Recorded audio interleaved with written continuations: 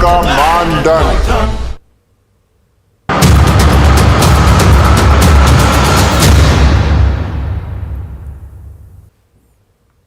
नमस्कार, आप देख रहे हैं बहस बिहार की और आपके साथ मैं हूं विवेक। बहस कह लीजिए, चर्चा कह लीजिए, क्योंकि अब बिहार में हवाई क्रांति होगी। विदेशी उड़ानों के लिए भी तैयार रहना होगा। पटना एयरपोर्ट का कायाकल्प होगा। इसके साथ कई और भी जिले हैं और कई एयरपोर्ट्स हैं जिसके विकास को लेकर चिट्ठी आई है दिल्ली से। हम आपको बताएं कि नागरिक उड्डयन मंत्री का सीएम नीतीश कुमार को एक पत्र आया है। सीएम को एविएशन मिनिस्ट्री की चिट्ठी में कई बातें लिखी गई हैं और ये पूरे एयरपोर्ट के प्रारूप को बदल देने वाली चिट्ठी है। अगर यह संभव हो जाता है और सीएम की तरफ से, राज्य सरकार की तरफ से अगर स्वीकृति मिलती है तो फिर यहीं से हवाई यात्रा होगी और वो हवाई यात्रा देश ही नहीं बल्कि विदेशों तक होगी और बिहार को भी मौका मिलेगा बाहर की दुनिया के लोगों को जानने का। तो यह बेहद जरूरी है। सबसे पहले एक रिपोर्ट आपको दिखाते हैं, उसके बाद बात करेंगे।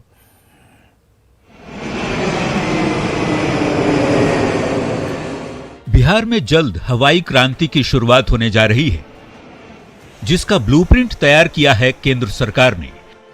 इसे लेकर केंद्रीय नागरिक उड्डयन मंत्री ज्योतिरादित्य सिंधिया ने बिहार के मुख्यमंत्री नीतीश कुमार को पत्र लिखा है। पत्र में राज्य के अंदर एविएशन इंफ्रास्ट्रक्चर के विस्तार के लिए मुख्यमंत्री से जमीन उपलब्ध कराने के मामले में व्यक्तिगत हस्तक्षेप का अनुरोध किया गया है।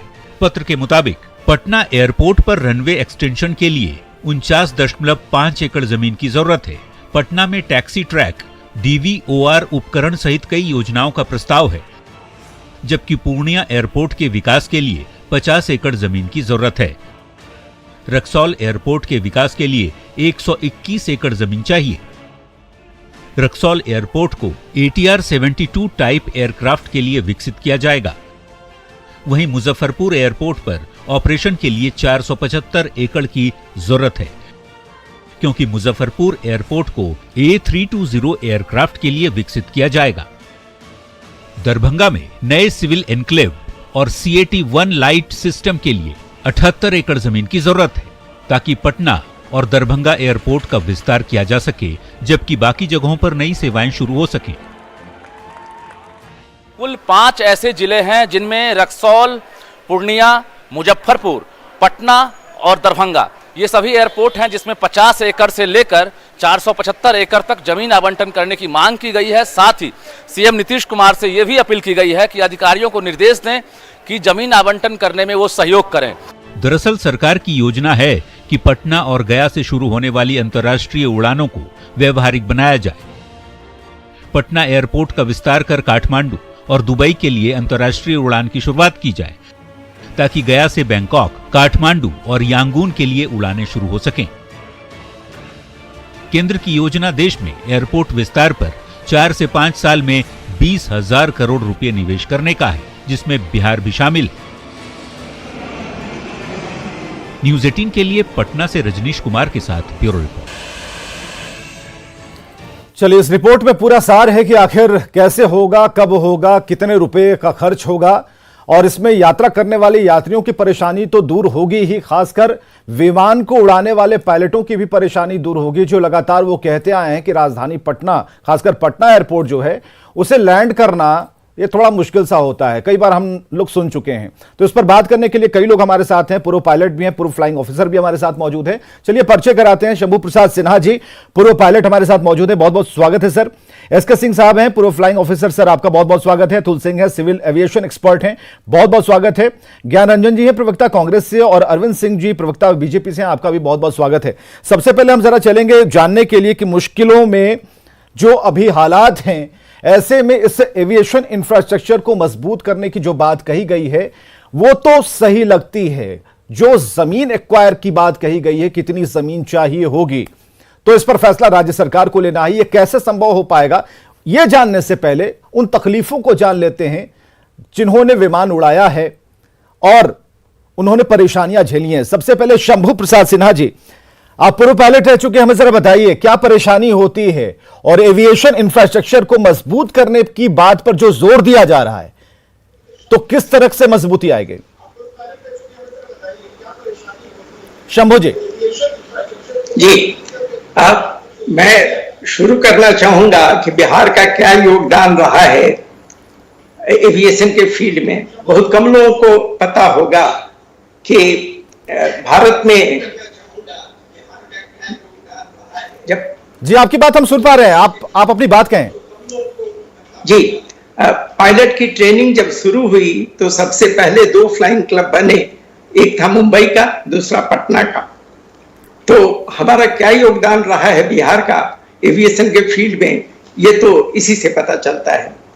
मैंने खुद 67 के आसपास बिहार फ्लाइंग क्लब में दाखिला लिया और मुझे गर्व है इस बात का, क्योंकि पटना अच्छे फ्लाइंग क्लब उसकी गिनती होती थी। आज कहाँ है आप बेहतर जानते होंगे।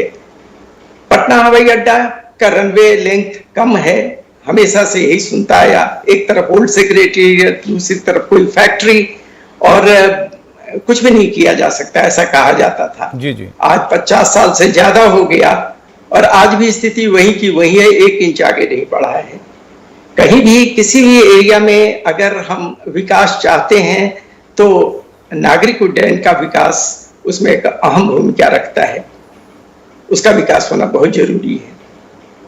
बस बिल्कुल, जो परेशानियां सर आपने झेली हैं और जिस तरीके से आप उस समय की बात को कर रहे हैं, आज भी कोई डायग्राम यहां पर कुछ स्ट्रक्चर बदला नहीं है। जरूरी यह था कि उन स्ट्रक्चर से अलग हटकर एक बड़ा और बेहतर इंफ्रास्ट्रक्चर तैयार किया जाए। तो एक पहल तो की गई है, चिट्ठी तो लिखी गई है और बहुत कुछ करना है। कई बार हमने देखा कि पक्षी टकराने की बात होती है, फिर यह कारण बताया गया कि आसपास जो पटना का जो चिड़ियाघर है वहां से परेशानी होती है। तो कई बातें ऐसी होती रही हैं, लेकिन इस एविएशन इंफ्रास्ट्रक्चर को मजबूत करने के लिए क्या करना होगा, आप क्या सोचते हैं? पटना का जो चिड़ियाघर है वहां से परेशानी होती है। फिलहाल तो केंद्रीय मंत्री की तरफ से जो पत्र आया है, मैं काफी इससे उत्साहित हूं और बहुत अच्छा मौका है, इसे मिस नहीं करना चाहिए। 6 हवाई अड्डे अगर विकसित होंगे, जिसमें 2 इंटरनेशनल हैं, गया और पटना, जिसे जोड़ा जाएगा यांगोंग से, बैंकॉक और काठमांडू से, और उसी तरह से 4 और एयरफील्ड जैसे पूर्णिया, दरभंगा, मुजफ्फरपुर और रक्सौल। मुजफ्फरपुर से A320 की फ्लाइंग शुरू होगी।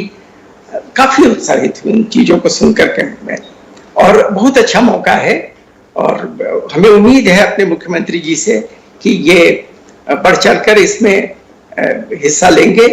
अपना उनकी ताकत है, केंद्रीय मंत्री का सजेशन है, उत्साह है इनका, और मुझे तो लग रहा है शायद अगले साल शुरुआत हो जाए इन चीजों की। जब मैं पायलट था, रिटायर्ड नहीं हुआ था, मेरी इच्छा थी कि मैं भी उस समय लैंड करता। अब तो मैं रिटायर्ड पायलट हूं, लेकिन फिर भी एज ए पैसेंजर अगर मैं मुजफ्फरपुर आता हूं, अगर मैं गया जा पाता हूं, मुझे अच्छा लगेगा।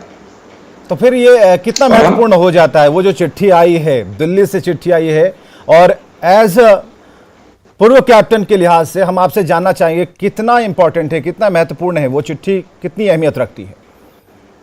काफी महत्वपूर्ण है। मुख्यमंत्री को तो केवल यही करना है कि उन्हें जमीन का दे देना है, और मुख्यमंत्री के लिए ये कोई बड़ी बात नहीं है, बहुत आसान चीज है। वो पटना में मांग रहे हैं 49.5 एकड़, पूर्णिया का भी कुछ ऐसा ही है, 50 एकड़ मांग रहे हैं। ये तो कोई ज्यादा नहीं है, इतना तो मुख्यमंत्री जब चाहें तब कर सकते हैं।